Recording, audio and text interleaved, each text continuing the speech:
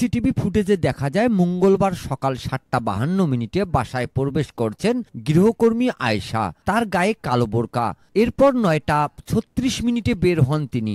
তখন গায়েব school dress. যে বাসায় আয়েশা গৃহকর্মী হিসেবে কাজ করতেন সেখানে স্ত্রী আফরোজা এবং মেয়ে নাফিজাকে নিয়ে থাকতেন আজিজুল। বেলা 11টায় বাসায় ফিরে স্ত্রী ও মেয়ের রক্তাক্ত মরদেহ দেখতে পান তিনি। বাসার মেঝে ও দেওয়ালে রয়েছে রক্তের চিহ্ন।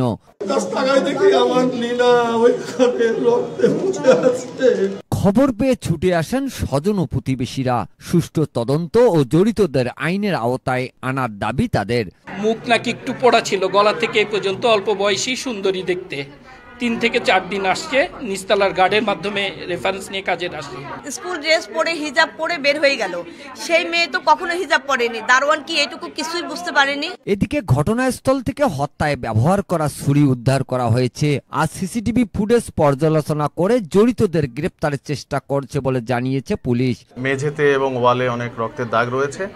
সেই সাথে এখানে যেটি আমরা পেয়েছি, ভেতরে তাদের আলমারি এবং ব্যবহার্য অনেক ভ্যানিটি ব্যাগ থেকে শুরু করে অনেক কিছু তছনছ অবস্থায় রয়েছে। সিসি ক্যামেরা ফুটেজ সেটি বিশ্লেষণ করে তার হত্যার আগে পরের তার উপস্থিতি, তার অ্যাক্টিভিটিস বিশ্লেষণ করে আমরা এটি নিয়ে পরবর্তী তদন্ত এগিয়ে নিয়ে যাব। সন্দেহভাজন গৃহকর্মী আয়েশা 4 দিন আগে এই বাসায় কাজ নেন। ভাড়ায় থাকতেন বিয়েরি ক্যাম্পে।